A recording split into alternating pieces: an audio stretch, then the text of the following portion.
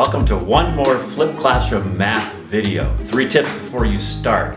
First, you can slow down or speed up the playback if that helps you watch the video at your own pace. Second, you could pause the video anytime to jot down notes. Third, you could turn on the captions and watch my words go by on the bottom of your screen.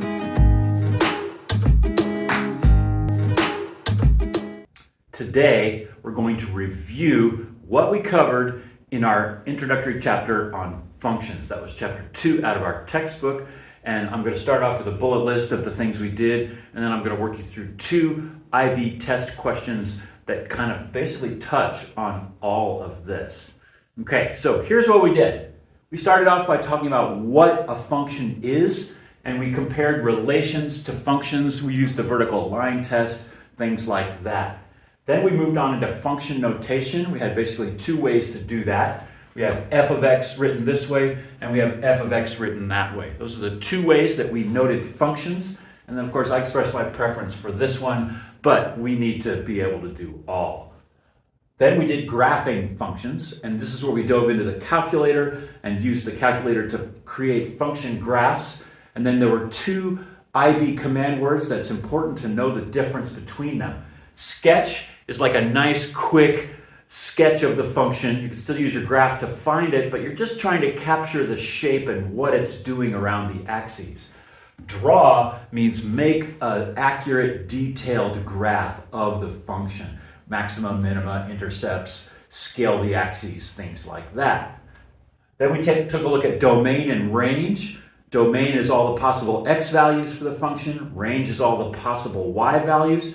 And we express domain and range with square brackets facing inward when they contain the m members in there, outward when they exclude them. And then also we can express domain and range like this. This is an expression of the domain, all x such that x greater than 7, and x is an element of real numbers. Now there was some confusion on our quiz about which ones of these are appropriate. They are all appropriate. Okay, piecewise functions. These are a little confusing, but essentially they're just a function that's comprised of 2 functions, and you specify the range or the domain for x for a certain range of values that go in for x. And so it creates one function that's actually controlled by 2 different equations. Then we did composite functions. These are functions that are combined of 2 functions in a different way. You take the output of one function that becomes the input of the second function, which then generates the y value. So we write that as either f of g of x or f circle g of x. Both of those are notations for composite functions. Finally, we took a look at inverse functions. Like inverse operations, inverse functions take the value back to what the x value was in the original function. So if you take f of x and you take x, you put it into f of x, it kicks out a y value. Now if you take that y value and put it into the inverse function, it comes back as the original x value. And we have a notation for that.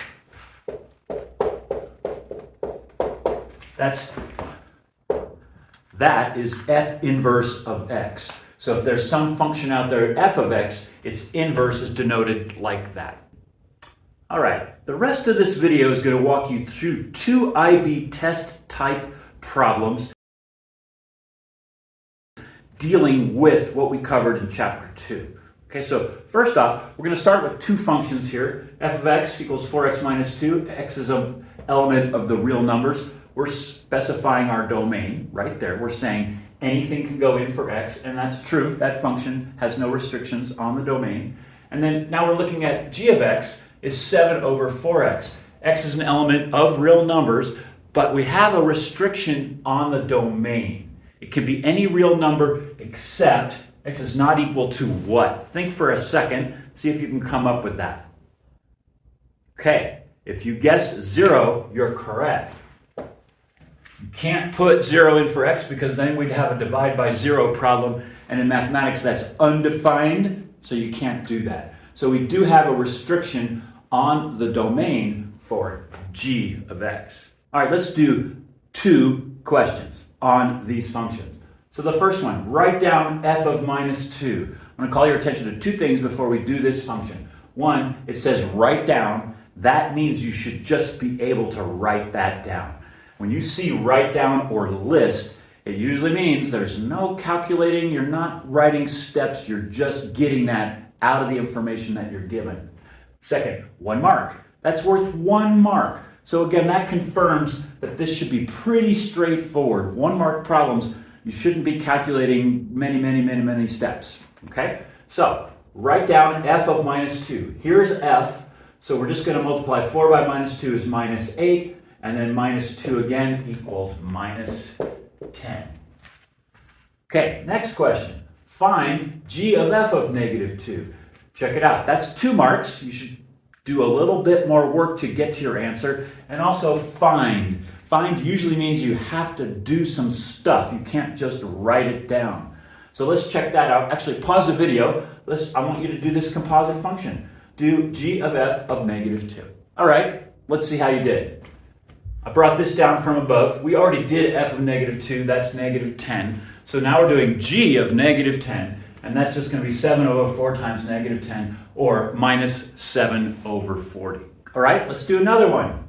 Find f inverse of x. Find, you know you got to do some steps.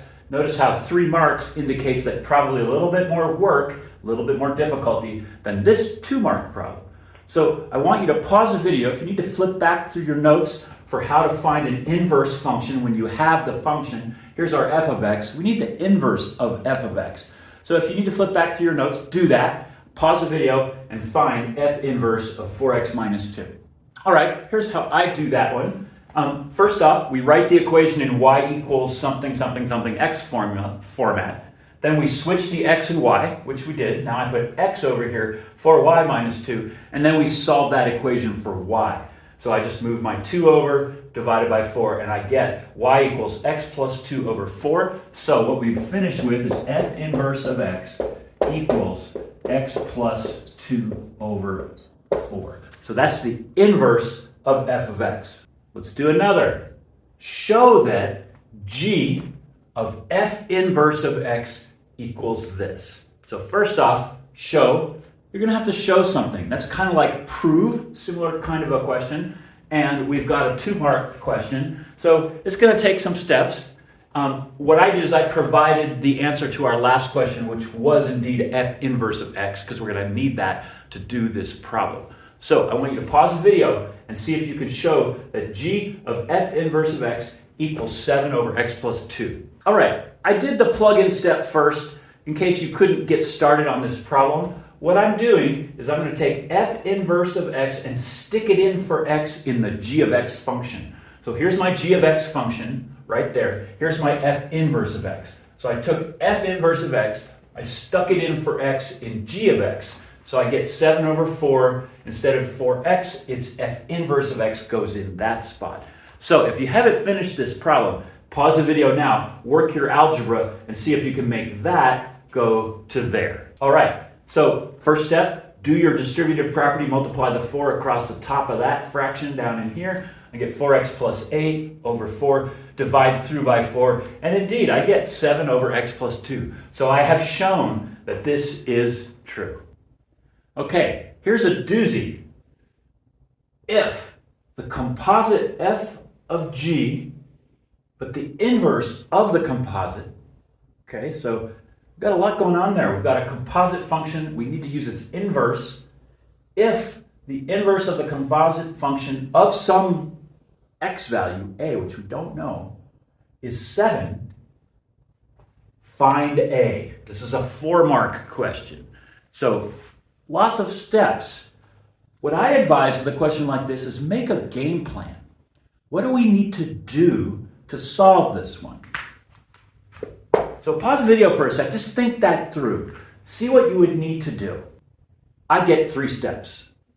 First, find the composite, f of g of a. We have our functions. They're the same, f and g.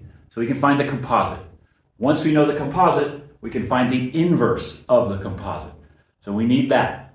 Once we've found the inverse of the composite, we can use that to find a.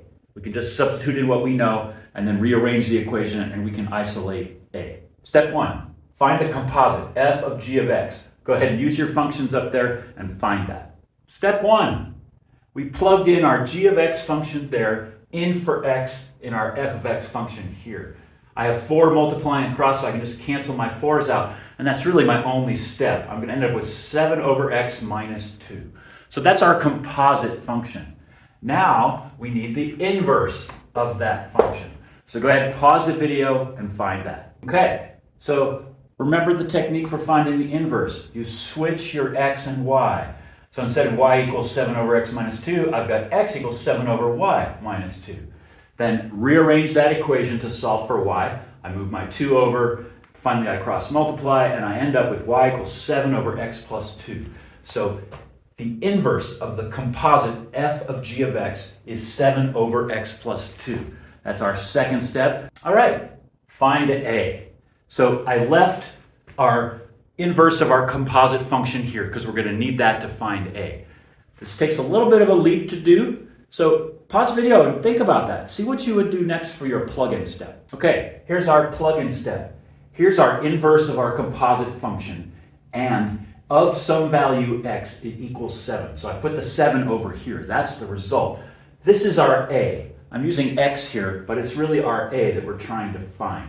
Whatever we put in for x, which is this a, is going to yield us 7, which is what they're telling us. So now we just work our algebra. I chose to cross multiply, so I did 7x plus 14 equals 7. Move the 14 over and solve for x, and I get x is minus 1. So a equals negative 1. All right, let's do a second problem. Okay, so check this out. I want to draw your attention to the graph first. Let's step over here. Here's our graph. We don't know the function. Okay, so that I'm not giving you the equation for the function, but we know what its graph looks like. So we can answer all kinds of questions just based on the graph. So you can see this function starts here, climbs up, then dips down below the x-axis, and then ends over here, f of x. That's the blue function. Okay, so let's do some problems. First one, write down f of 1 mark. F of 1 is 0. F of 1 is right here. That's the x value, 1. So when it goes into the function, it spits out the y value, which in this case is 0. We're right on the x-axis. Okay, so this one's a little tougher, requires a little thinking, but you can do this. Write down f inverse of negative 1. 1 mark. You should be able to get that right off the graph. Second question, another 1 mark question. Write down the domain of f of x. So pause the video, write that down. I get minus 3, 4 inclusive, and that's because this point is 3, 0. That's as far as we go to the left for the x value is negative 3. And this point is 4, 2. You can read that off the graph. So the farthest we go to the right is 4, hence our domain like that. Okay, write down the range of f of x. Okay, the domain I'm using in set builder notation is a set of all y such that y, or negative 1 is less than or equal to y, which is less than or equal to 2. We could also use the square brackets and just do it like this. I like that because it's nice and quick, but this is acceptable. Let's do a few more with this same graph. So this next problem is sketch f inverse of x. Notice how it's 3 marks? That tells you that it's kind of involved. So we're going to step over to our graph. What's the first step that you need to do to sketch the inverse of our blue function of f of x? First step, add the y equals x line. This is the line across which the function will reflect to create the inverse function. Next step, what would that be? All right, my next step is to reflect my points across the line because I need those points so that I can sketch the function. So what I've done is I've reflected, say, this point, negative 3, 0. When you reflect a point across the y equals x line, all you do is you switch the coordinates. So this one's going to reflect down to here, which is 0, negative 3. The same thing for this point over here. 4, 2 becomes 2, 4 right there. And then you can see I've reflected a few other points, namely this one, the 0, 1 reflects to 1, 0. The 3, 0 reflects to 0, 3, and so on. So you want to study that graph copy it into your notes and make sure you understand how I'm reflecting all of my points.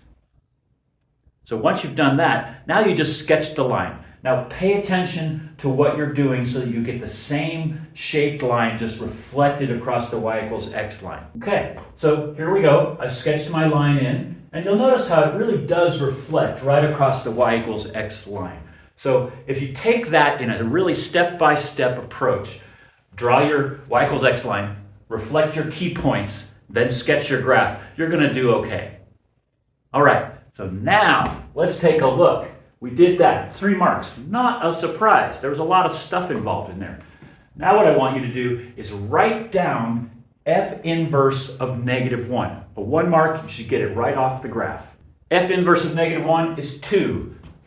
We go to -1, and then we go up to the f inverse function, and we have 2. Pretty straightforward. Now, back to the regular functions, find f of 2. Okay, so hopefully you'll remember what that means. Pause the video and do that. F of 2 is just 1, and here's how that works. F of 2 is -1. So we get -1 out the first time we do the function. But this is a composite with f of. So then we take that output from the first time and we run it back into the function again to get the second output. So if f of 2 is -1, now we do f of -1, which is here. F of -1, read right off the blue graph, is +1. 2 last problems. First one, write down f of f inverse of 2. 1 mark, get it right off the graph. The answer to that is 2. Now, I'm hoping you looked at the graph to do that because that's what I asked, but I didn't. I'm not going to say why yet. Maybe you know. Move on to the next one. What's f inverse of f of 0? Write that down. That's 0. Okay, so let's take a look at the graph. Let's do f of f inverse of 2. So f inverse of 2, we go to the 2, we come up here. F inverse of 2 is the red graph. So f inverse of 2 is 4. Then we do f of 4. So that means we go to 4 on the x-axis, and we read the y value off the blue graph, which gives me the 2. So that's why that's 2. If you do the same analysis for 0, you'll get the same result. I didn't need to do that. Why? If you take the composite function of the original and the inverse, because it's an inverse, you always get back to start. That's the definition of an inverse function. So if you see a question like this with a write down and you understand it, you don't need to do any calculating if you have 2 equations. You don't need to do any graph reading if you have 2 graphs. You just know that it's going to be the value. Whew, that was a long one. Okay, one more problem. H of x is 7 over x plus 2. Okay, so we're going to specify the domain on this function. The set of all x such that x is greater than or equal to 0. So no negative values for x. If you're interested, what negative value of x that we can't have? What restriction is on that function? -2. We can't have 0 in the bottom. So even if we were allowing negative values for x, we'd have to restrict that. But we don't, because we're going to keep x positive or equal to 0. Additionally, the graph has a horizontal asymptote at the line y equals 0. So that's a horizontal line that goes right along the y-axis. Okay, that's going to be useful in a minute. Find the x-intercept. Now, if you like using your calculator, you can do that right on your calculator, but this one's super easy with algebra. You just have to remember what's happening when the graph crosses the y-axis. So go ahead and do that. Okay, let's see what you did. So when the graph crosses the y-axis, the value of x is 0. So all we do is we go y equals 7 over 0 plus 2, and that's 7/2. So the y-intercept is the point 0, 7 over 2. So not quite 4. 3.5 is what that is. Okay? So now with this information, you're going to be able to do this step, hence. So hence is always like, if you did these things and found these things out, hence you should be able to do this next thing. So, and indeed we can. I'm going to call this one a 2 marks question. Sketch the graph of h of x. So pause the video and do that. Let's see how you did. There's my sketch. There's my point, 0.7 over 2. Notice how it's at 3.5. No labels on my axes, just tick marks. You need to indicate that you know where that intercept is, but that's enough. Notice how the line is trending down, but it's flattening out to get closer and closer to the y-axis. That's y equals 0, but doesn't touch. So that is a good sketch for that graph. All right, let's take a look at some inverse function things. For h inverse of x, write down the y-intercept, 1 mark. This is an easy one to answer as long as you understand what you're doing. Okay, so pause the video, give that a shot. So what I get is 7 over 2, 0. And check it out. All I did is I just reflected this across the y equals x line and I got to there. Now, if you remember, with an inverse function, the intercepts are just switched. So this one was 0, 7.5. This one is 7.5, 0. You can always count on that with an inverse function. Now, another question. And this is going to have us take a look at asymptotes again. For f inverse of x, write down the equation of the vertical asymptote. So remember, the horizontal asymptote is this line, y equals 0. Let's go ahead and put that on there. That's just the y-axis. So think for a minute, what is the vertical asymptote of the inverse function going to be? So that line is the line x equals 0. So we're just going to reflect that line across the y equals x line. So this y equals 0 line reflects across and becomes the x equals 0. Last question. Hence, sketch h inverse of x. So you've done these things. It says hence, so that's your clue that you're building on what you just did to make your sketch. So go ahead and pause the video and do that. Okay, let's take a look at our graph. So all I did is I drew my y equals x line, and then I reflected my points, and I have 2 of them. First off, I have my intercept, which is already graphed because we already did that. And then also, where the original function h of x crosses the y equals x line, so does h inverse of x. So I have these 2 points, and then I know that my x equals 0 line is my vertical asymptote. So I just sketched my graph going through these 2 points and then gradually trending towards the x-axis. So there's my function sketch for both functions. One last thing, there's an error in this step. If you didn't catch it when it happened, pause the video right now, look at your notes or look at this screen and tell me what that error is. What did I do wrong in this part? My graph is good, but I wrote something incorrect there. Okay, check it out. This is the x-intercept, not the y-intercept. It's where it crosses the x-axis. So I did the graph good, but I just didn't write the right thing there. So I hope you caught it when it happened. If you didn't, apologies for that being wrong for a while, but now it's fixed.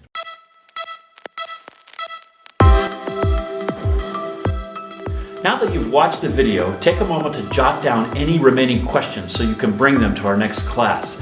You can also watch the video again if you need to deepen your understanding. If you enjoyed the experience, please click like or subscribe.